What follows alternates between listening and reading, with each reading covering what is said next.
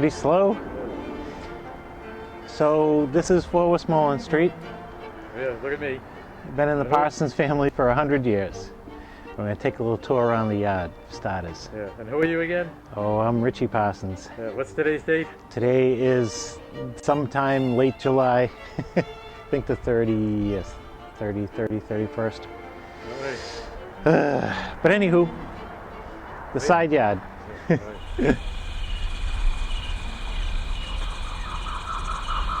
Hey Gabe, were these trees planted when you and Sean were born? 1985, so. 1985. Yep. These two mighty pine trees were planted. And this side yard used to seem so steep to me. We'd play catch here, we'd sled here. It was the first time I threw a sled out in front of me and jumped on it and landed on my own nuts.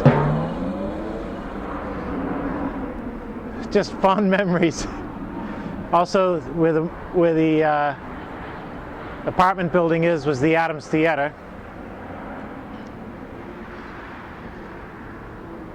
You can cruise around back.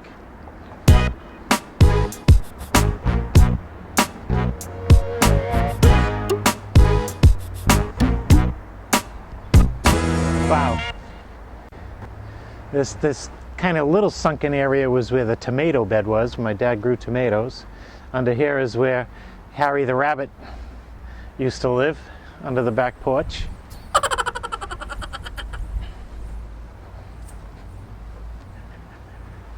This is the door to the rodent club, where our natural acts used to rehearse. We'll get down there later. This is also where my mom was hanging stuff on the clothesline, and a carpenter that was working at the time was quite amused when I stood on a pile of red ants that proceeded to climb up my pants until I had to pull my drawers off and do the dance of the jackass. Up the side here.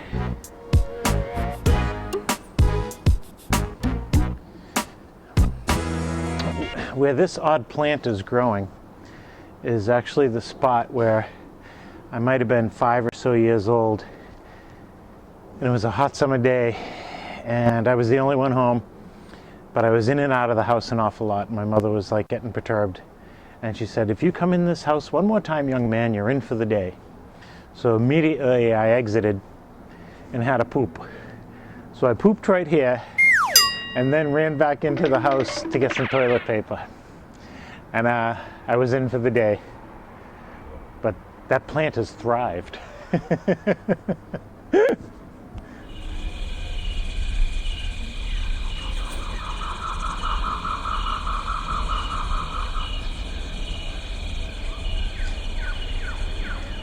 This part of the porch here was always screened in, and it made for some great summer nights where you could just sit out here and whatever was going on in the street, you could just quietly observe, I guess.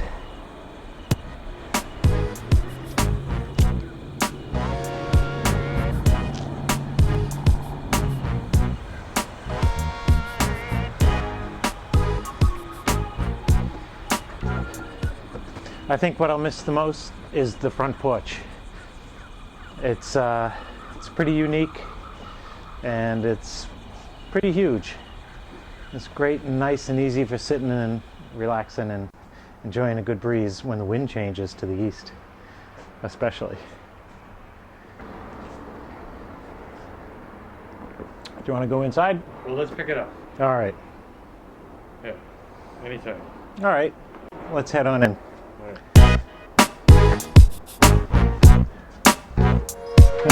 First floor and down, or third floor and down? All right. Awesome front hall. Christmas time, the silver tree with the color whale would be in that corner. And everything was just, this is where everyone came in and stuff started.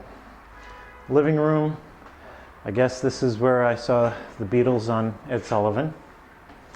And that couch that we're leaving for the people that are moving in has a little bit of a history too. The famous quote is, "Shut up, Ma." But that's a story only a few people will get the Only a few people will get that one. But yeah, the dining room and the pantries. Lots of great dinners. Lots of fun in here. Oh, let's come back in the living room for a second.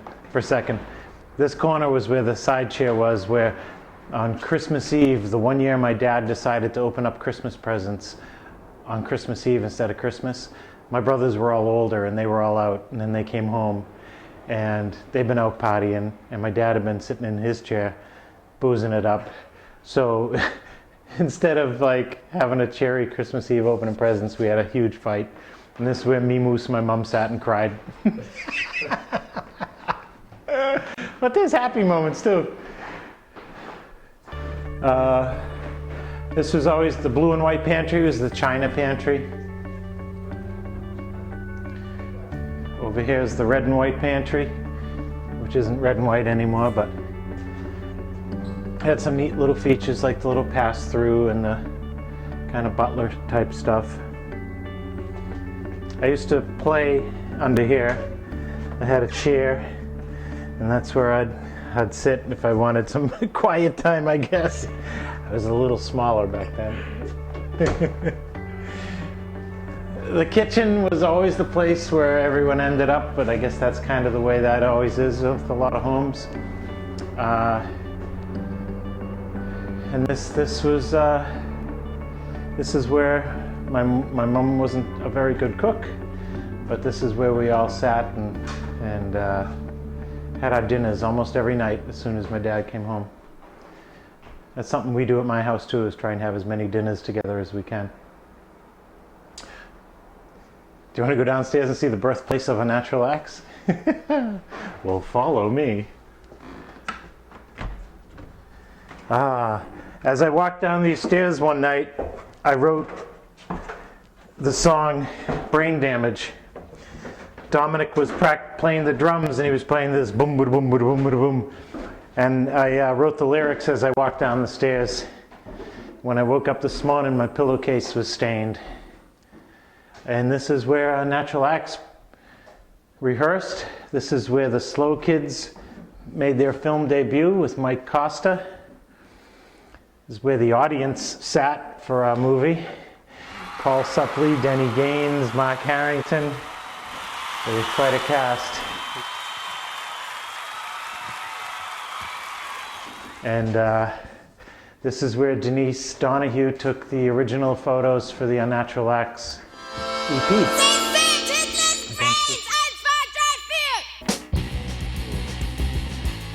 And boy, I can't imagine my parents putting up with the noise they must have heard.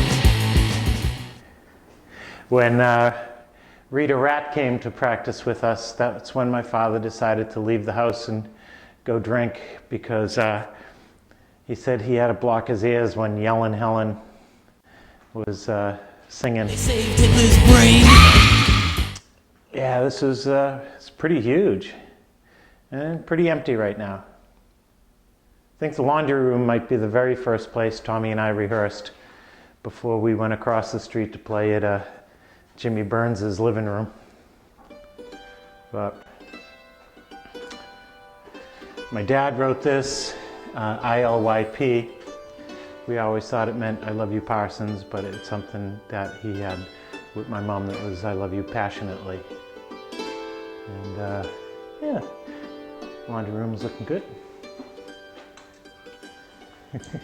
This is where I developed my first photographs too. I made this my dark room with the old stone sink, and blocked out the windows and stuff, and developed the first photos I ever took.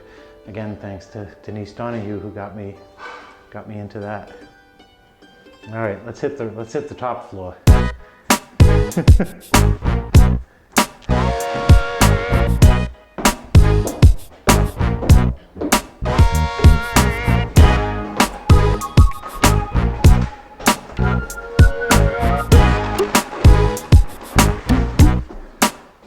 This was the train room. My dad had an incredibly elaborate 3-level Lionel train set up. The became Johnny's bedroom and then Gabriel's when he moved in here when my mom was older. It's pretty awesome. There's great Boston Globe pictures of the train layout and everything. Everything was stacked on wooden crates that came from the Purity Supreme, like vegetable and fruit crates.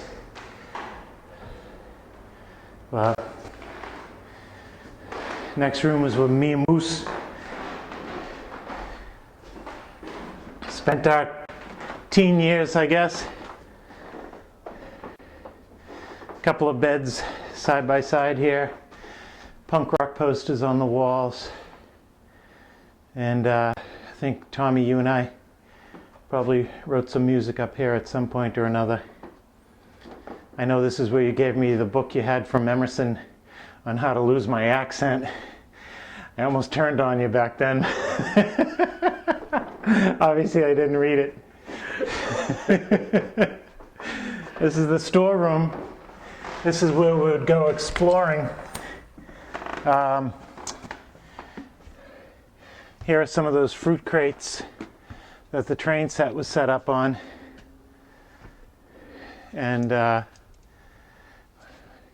heck, we'd climb way up into the attic there and walk around on the stuff and hope to not fall through. But this was always kind of an odd little room, but there was always things to, an adventure here. Of course, the worst time was when I opened up the door and saw all the Christmas toys. And that kind of, that kind of ruined Santa for me, but I guess it was my own fault for being a snoop. All right, let's head on down.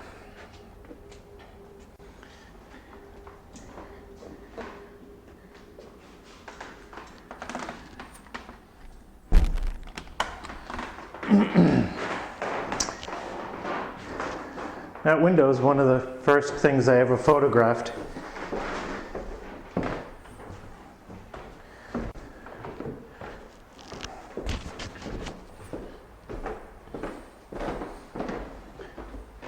This tiny room here was Johnny's room.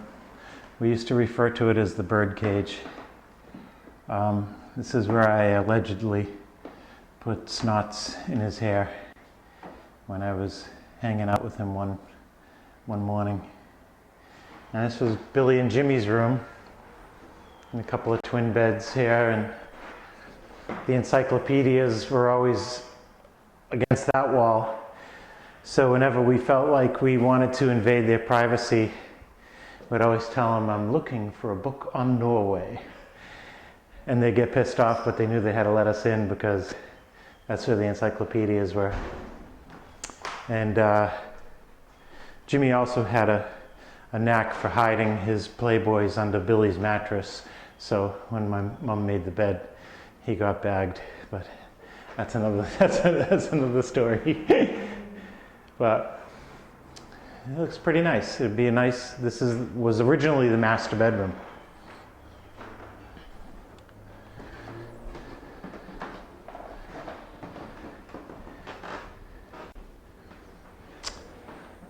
Oh, this is nice too. This is my mom and dad's room, and the only color TV in the house was in here. So it was really weird. We'd all watch TV in my mom and dad's room during the 70s, Jackie Gleason, Rona Martin's laughing. This was a little back office and decent size closet, I guess, but yep, this was as much of a living room as the living room, really. I'll show you me and Moose's first room.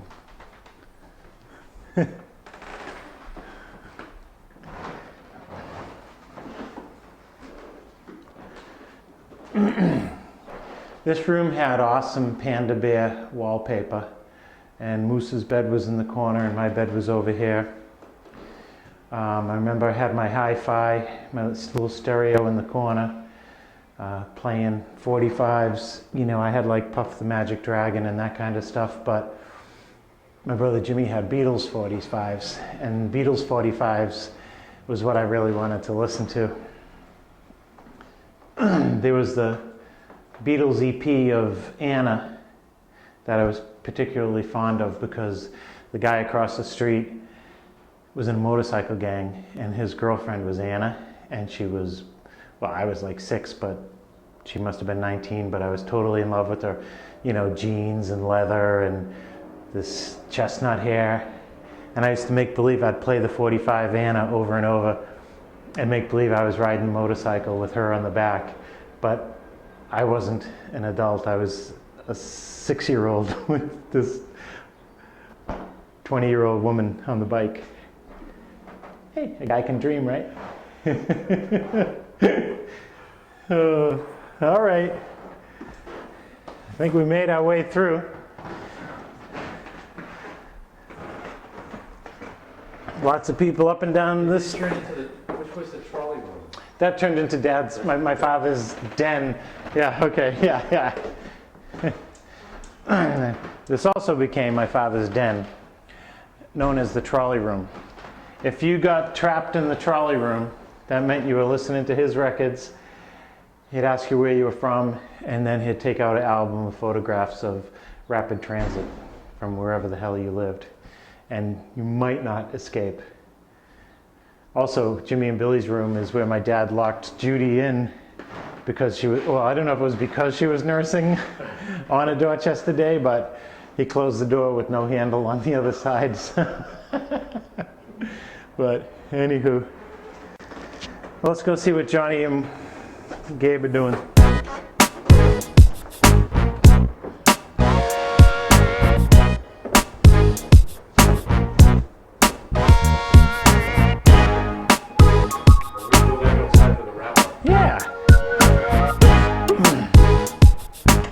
Did my best to do a room by room. Very good. Not as many, well, way more anecdotes than I could fill in, just doing a walkthrough, but this is tomorrow's the closing on the house, so this is the last day that this house will be a Parsons house, and it's been a Parsons house since 1916, and that's 100 years, and you know, you figure 5 of us, plus my folks, plus my dad's folks, that's, you know, actually a few hundred years of living. And I think this place has had a good run, you know? Yeah. So anyway, that's the tour. There will be lots of interesting photos included.